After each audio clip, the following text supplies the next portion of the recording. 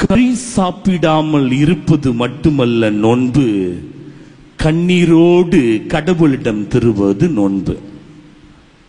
பொட்டு வைக்காமல் இருப்பது மட்டுமல்ல நோன்பு, பொறாமைப்படாமல் இருப்பது நோன்பு. குடிக்காமல் இருப்பது மட்டுமல்ல தவக்காலம், பிறர் பெயரை கெடுக்காமல் இருப்பது தவக்காலம். செருப்பு அணியாமல் நடப்பது மட்டுமல்ல தவக்காலம், செருக்குடன் வாழாமல் இருப்பது தவக்காலம். பூ வைக்காமல் இருப்பது மட்டுமல்ல நோன்பு, பிறரோடு சண்டை போடாமல் இருப்பதும் நோன்பு. மாலை போடுவது மட்டுமல்ல தவக்காலம், மனைவியோடு பகிர்ந்து வாழ்வதும் தவக்காலம். காவி அணிவது மட்டுமல்ல தவக்காலம், கணவரோடு இணைந்து வாழ்வதும் தவக்காலம். இயேசுவின் நெஞ்சத்திற்கு நெருக்கமானவர்களே, நான் படித்ததில் ஒரு சில கவிதை உங்களோடு பகிர்ந்து கொண்டேன். வாழ்க்கையிலே பல வகையான வேலைகளோடு நாம் பயணித்துக் கொண்டிருக்கின்றோம். சாலையில் பயணிக்கின்ற பொழுது 3 வகையான அடையாளங்கள் நமக்கு கொடுக்கப்படுகிறது. என்ன அந்த அடையாளம்?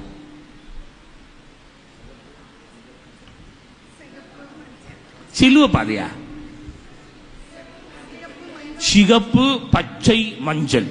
இந்த சிகப்பு, பச்சை, மஞ்சளுக்கு என்ன அடையாளங்கள், அர்த்தங்கள்?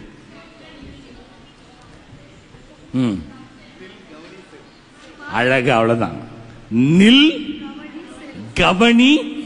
அதுதான் தவக்காலமும் நமக்கு கொடுக்கிற ஒரு பெரிய அழைப்பு.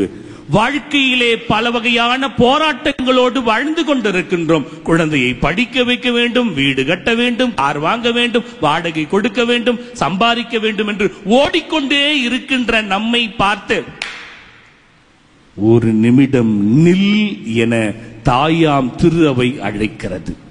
ஏன் நிற்க வேண்டும்? நின்ற பிறகு சற்று பாருங்கள் உங்களுடைய ஆன்மாவை. உங்களுடைய ஆன்மா பாவக்கரை இல்லாமல் இருக்கிறதா? நில். எதை நம்முடைய வாழ்விலே நெக்ஸ்ட் கவனிக்க வேண்டும் என்பதை கூறுகிறது. பொதுவாக நீங்கள் பார்த்தீர்கள் என்றால், முதல் வாசகம் நற்செய்தி என்றால் நம்முடைய வாழ்விலே எப்படி முன்னேற வேண்டும் என்ற ஒரு பெரிய கவனிப்பை தருகிறது. நில், கவனி. கவனித்த பிறகு அந்த கவனத்திலே வாழ்வு மாறப்பட வேண்டும். அந்த வாழ்வு மாற வேண்டும் என்றால் தாயாம் திரு அவை ஒப்புரவு அருட்சாதனம் என்று ஒன்றை கொடுத்திருக்கிறது. அதன் மூலமாக வாழ்வில் நான் நன்றாக இருக்கிறேன், என் வண்டியை ஓட்டுகிறேன் என்று புறப்பட்டு செல் என்று அழைப்பை கொடுப்பதுதான் இந்த தவக்காலம். நில், எதற்காக நிற்க வேண்டும்? கவனி, எதை கவனிக்க வேண்டும்? புறப்படு, யாரை நோக்கி புறப்பட வேண்டும் என்ற அழைப்பை கொடுப்பது இந்த தவக்காலம். என்னுடைய ஸ்டைல்ல பாத்தீங்கன்னா, நான் ஏற்கனவே சொல்லி இருப்பேன், பிடி, விடு, கொடு. என்னங்க? பிடி, விடு, கொடு. சொல்லுங்க பார்க்கலாம். பிடி, எதை பிடிக்க வேண்டும், எதை கொடுக்க வேண்டும், எதை நாம் விட வேண்டும் என்றை கூறுவதுதான் இன்றைய மறையுரையினுடைய அடிப்படை. இந்த தவக்காலத்தில் பார்த்தோம் என்றால் இந்த 40 நாட்கள் கொடுக்கப்பட்டிருக்கிறது. ஏன் இந்த 40 நாட்கள்? ஏதோ சொல்லிக்கிறாங்க சாமி, 40 நாள். எனக்கு வயது 60 ஆகுது. 60 வருஷமா இந்த 40 நாள் தான். ஏன் இந்த 40 நாள் நான் கேள்வி கேட்டேன். சாப்பிட்டியான்னு நான் கேள்வி கேட்டேன். என்ன சாப்பிட்டேன்னு நான் கேட்கவே இல்லை. ஏன் இந்த 40 நாட்கள்? எடுங்க பார்க்கலாம். தொடக்க நூல் 7வது அதிகாரம் 17வது வசனம். தொடக்க நூல் 7வது அதிகாரம் 17வது வசனம் இருக்கா? பைபிள் இருக்கா? முதல்ல நான் சொல்றேன், வாழ்க்கையில் நோன்பு இருக்க வேண்டுமானால் முதல் நோன்பு என்ன தெரியுமா? என்னது? என்னது? பைபிளை எடுத்துன்னு வாங்க. நான் நோன்பு இருக்கிறேன் இல்லைங்க, பைபிளை கையில தூக்கின்னு கோயிலுக்கு வரமாவது, கல்யாணத்துக்கு போகும்போது எடுத்துட்டு போவதா? நம்ம பைபிள் எல்லாம் வலிக்குது. படிக்குமா?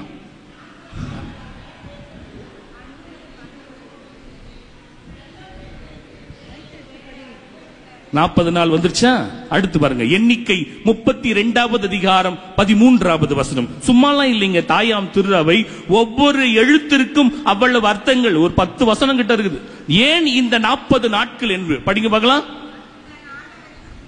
யாருக்கு தமிழே தெரியாதா? சத்தமா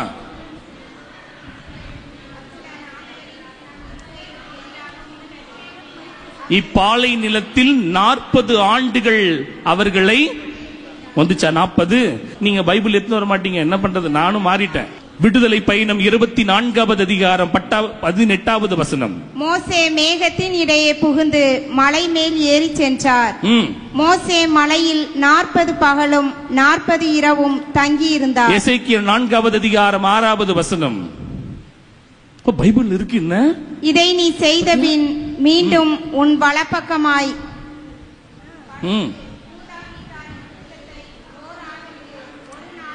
40 நாட்களுக்காக சுமக்க வேண்டும். அடுத்து மத்தேயு 4வது அதிகாரம் 1-2.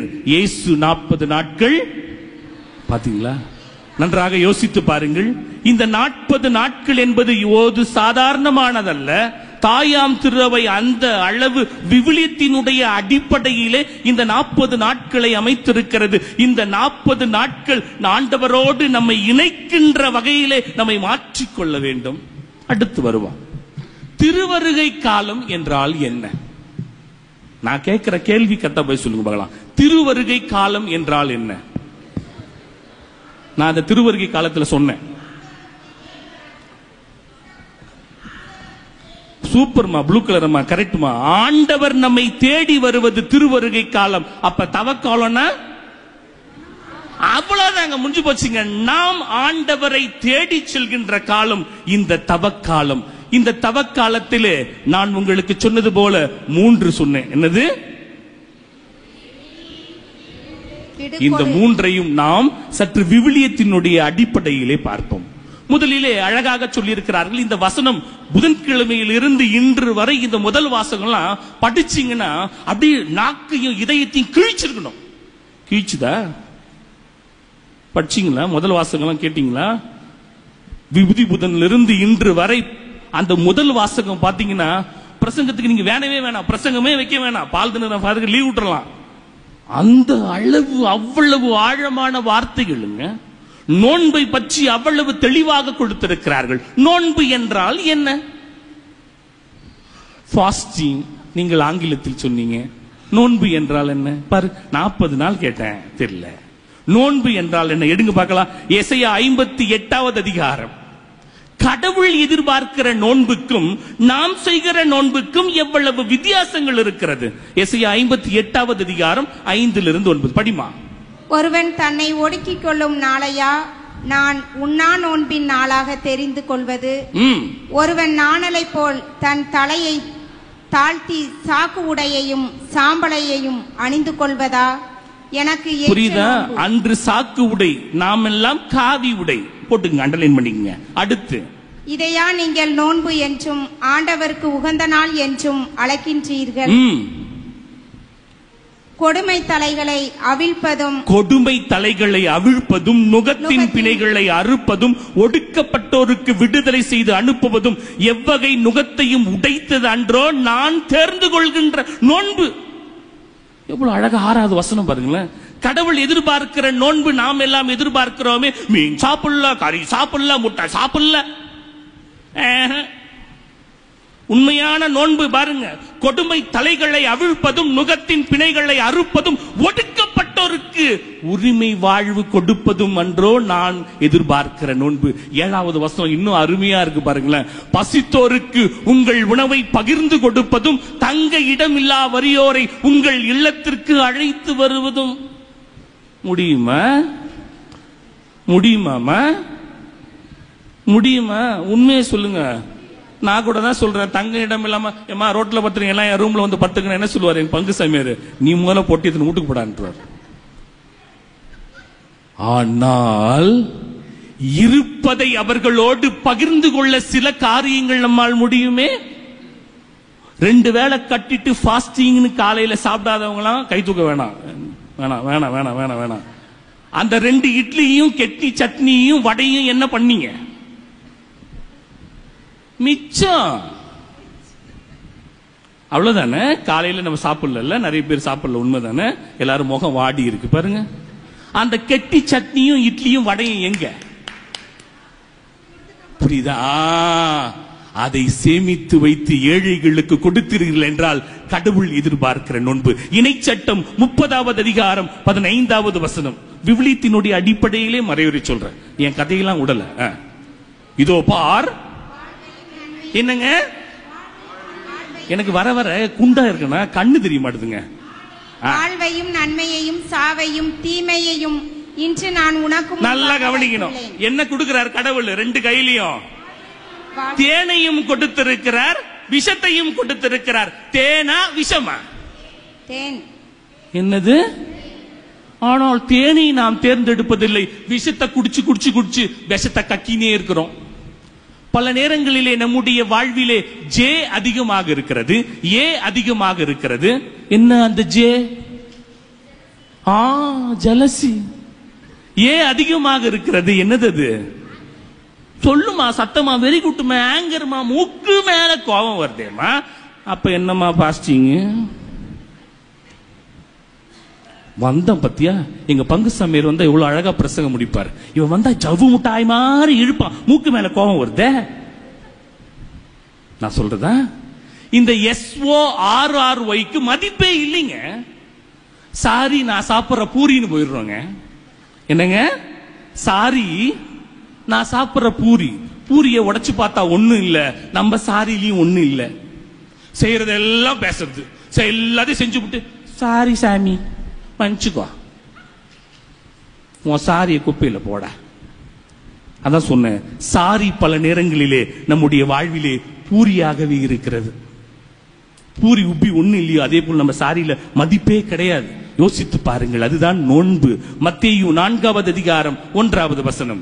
அதன் பின் இயேசு அழகையினால் சோதிக்கப்படுவதற்காக பாலை நிலத்திற்கு தூய ஆவியால் அழைத்து செல்லப்பட்டார். அப்ப ஆண்டவர் எவ்வாறு பாலை நிலத்திற்கு தூய ஆவியால் அழைத்து செல்லப்பட்டாரோ அதே போல நாமும் பரிசுத்த ஆவியினால் இந்த 40 நாட்கள் ஆண்டவரோடு பயணிக்க அழைத்து வரப்பட்டிருக்கிறோம். Praise the Lord.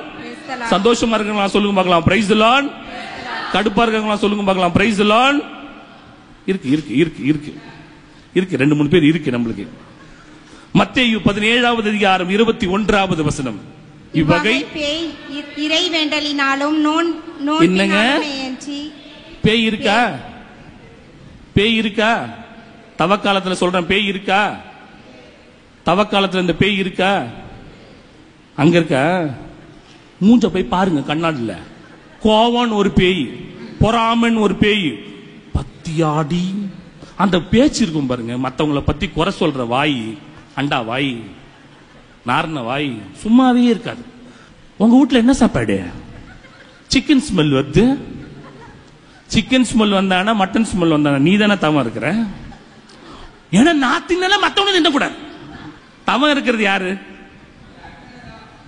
உன் அக்கறையில கொள்ளி வைக்க. ஏன் நான் மீட்புக்காக நான் உழைக்க போறேன், நீ உன் மீட்புக்காக நீங்க உழைக்கணும். மீன் கடைக்கு போகும்போது இப்படியே பாக்குறது, நம்ம ஆளு எவனா நிக்கிறான்ட்டு. என்னடி மீன் வாங்குற போல இருக்கு சத்தமா. அவன் மீன் வாங்கினா கறி வாங்கின உனக்கு என்ன? இங்க வரும்போது கூடைய கையில் எடுத்து வராங்க நிறைய பேர். ஏன்? ஞாயிற்றுக்கிழமை முடிச்சு போகும்போது கறி வாங்கிட்டு போகணுமா? அதையும் பாக்குறது நம்ம. தெரியுதா? அததான் சொல்றாரு, உங்களுடைய இறை வேண்டுதல் நோன்பு எல்லாம் நல்லா இருக்கணும். மத்தவங்க நோன்பு இருக்கிறாங்களோ உங்க பார்வையில தேவையில்லை.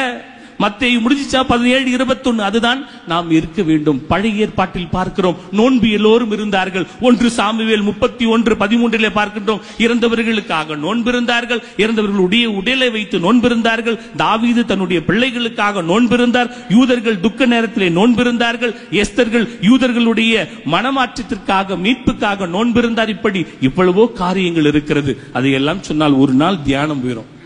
அந்த அளவு நோன்புக்கு முக்கியத்துவம் நாம் நம்முடைய எந்த அளவு நோன்புக்கு முக்கியத்துவம் தருகிறோம் என யோசித்து பார்ப்போம். ஒன்னு முடிஞ்சிச்சு நோன்பு. விடு. பிடி. என்ன பிடி? என்ன பிடி? என்ன போல நல்ல பிரசங்கம் வச்சா அத பிடி. இந்த காதல வாங்கி அப்பாடி இங்கிருந்து போறதுக்குள்ளே கை சூட்டு போயிருது. சாமி என்னமா பிரசங்கம் வச்ச? சாமி சூப்பர். என்னமா பிரசங்கம் வச்ச? ஏதோ சொன்ன சாமி. சரி சரி அடுத்த சொல்லிட்டா.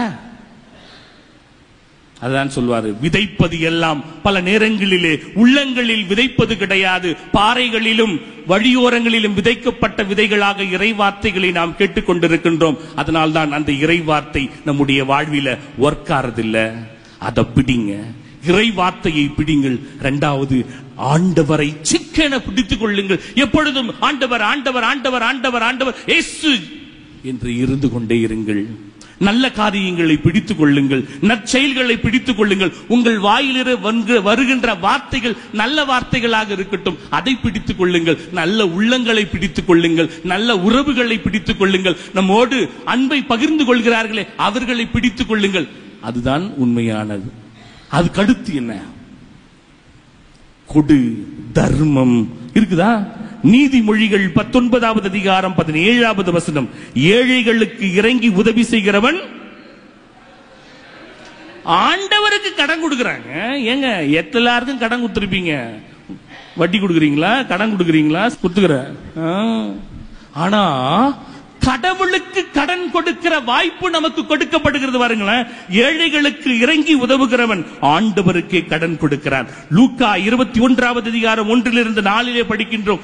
ஏழையினுடைய கைம்பினுடைய காணிக்கை. லூக்கா 19வது அதிகாரம் 1லிருந்து 10 சக்கேயு படிக்கிற. என்ன சொல்றார் சக்கேயு? அதுக்கு அடுத்து ஒண்ணு சொன்னாரு, அதை பத்தி சொல்றீங்களா? வாயில வருதா பாரு. இருப்பதில்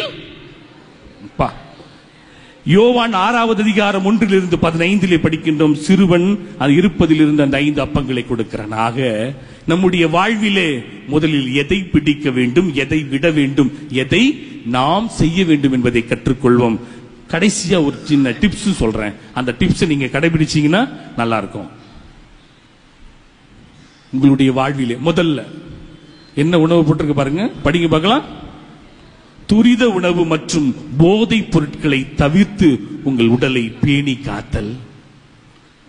இந்த துரித உணவு என்பது உங்கள் உடல் என்ன பார்த்து சிரிக்காதீங்க, உண்மை அதுதான். எல்லாம் fast food. we are all in the fast food. வீட்டுல சாம்பார சூடு பண்ணி 10 நாளா சாப்பிடுறது பாருங்க. சொல்றாங்களா?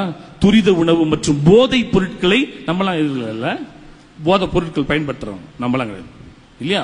அடுத்து தினசரி ஜப நடைப்பயணம். இந்த பங்கிலே நான் கத்துட்டதுங்க. பல நபர்கள் வீடுகளில் இருந்து நடைப்பயணமாக ஆண்டவரை நோக்கி வருகிறீர்கள். ரொம்ப சந்தோஷம். அதை கேட்கும் போது முதல்ல இந்த 35 வருடத்தில் நான் பிறந்ததுல இருந்து இன்னைக்கு தான் முறையா கேட்டிருப்பேன். இந்த தினசரி ஜப நடைப்பயணம், வாழ்த்துக்கள், சந்தோஷம். ஆனால் அந்த நடைப்பயணம் வாக்கிங்கா, சுகர் குறைக்கிறதுக்கா, கொலஸ்ட்ரால் குறைக்கிறதுக்கா, ஜபம் பண்றதுக்கா அப்படின்னா சந்தோஷம். அதுதான் தினசரி ஜப நடைப்பயணம். அடுத்து தினசரி 1 மணி நேரம் கைபேசிக்கு ஓய்வு செய்யலாமா? முடியுமா? முடியாதா? முடியாதே. பாத்ரூம்லயும் தூக்கின்னு போறோமே, சொல்லுடி, டைம் வேஸ்ட் ஆயிடுமா? தினசரி இதுதாங்க பெரிய நோன்பு நம்ம வாழ்க்கையில. இது செய்யலாமா? முடியுமா? 1 மணி நேரம் ஓரமா வை. வச்சிருக்கிறேன் ஃபாதர் 1 மணி நேரம். எப்பமா? நீ பூச வைக்கிற சமையல்லாம் சாமி. அது இல்லைங்க, வாழ்க்கையில் அப்படியே வச்சிருக்கணும். 1 மணி நேரம் தொலைக்காட்சிக்கு ஓய்வு விடுங்க, 1 மணி நேரம் சீரியலுக்கு ஓய்வு விடுங்க, 1 நேரம் பாக்கி லட்சுமிக்கு ஓய்வு விடுங்க, 1 மணி நேரம் பிக் பாஸ்க்கு ஓய்வு விடுங்க. எல்லாத்துக்கும் ஓய்வு விட்டு என்ன பண்ணுங்க? அமைதியா உட்காருங்க. அமைதியா உட்கார்ந்தாவே போதும், ஆண்டவர் ஆசீர்வாதம். அடுத்து தினசரி ஒருவேளையாவது என்னங்க குடும்பமாக அமர்ந்து உணவு உண்பது. செய்யறோமா? செஞ்சீங்கன்னா சந்தோஷம், செய்யலனா முயற்சி செய்யுங்கள். அடுத்து தினசரி முதியோர்கள் நோயாளிகளுடன் 10 நிமிஷம். நானே நோயாளி தான் சாமி, எனக்கே யாரும் இல்லைன்றீங்களா? கவலைப்படாதீங்க, என்கிட்ட வாங்க, 10 நிமிஷம் நான் பேசுறேன். யார் ஒருவர் தேவையில் இருக்கிறாரோ, யார் ஒருவர் உங்களிடம் பேச விரும்புகிறாரோ பேசுங்க. அவங்கள்ட்ட நின்று பேசுங்க. நீங்க பேசாதீங்க, அவங்க பேசுறத கேள். சாந்தியம்மா, அவங்க பேசுறத கேட்கணும். என்ன பண்றது, பல நேரங்கள்ல நம்ம பேசுறோம், நம்ம போய் உடல் குறைந்தவர்கள், சிறப்பாக நோயாளிகள்கிட்ட போய் என்ன பண்ணுவோம், ஆண்டவர் உன்னோடு இருக்கிற, நீ பாவம் செஞ்சிட்ட, அதனாலதான் நீ நாசமா போயிட்ட, உன் குடும்பம் நாசமா போயிடுச்சு, உன் கால் விளங்காம போயிடுச்சு. இதை கேட்டாங்களா? ஆறுதலா நல்ல வார்த்தைங்க, கவலைப்படாதீங்க, நல்லா நடப்புங்க, அதை செய்யுங்க. அடுத்து தினமும் புக்கு படிங்கன்னு சொல்லியிருக்காங்க. நான் சொல்றது இறை வார்த்தையை படியுங்கள், அப்பொழுது ஆசீர்வாதமாக இருப்போம். ஆக இந்த தவக்காலத்திலே பிடியுங்கள், விடுங்கள், கொடுங்கள், நில், கவனி, புறப்படு. இறைவன் உங்களை ஆசீர்வதிப்பார். ஆமென்.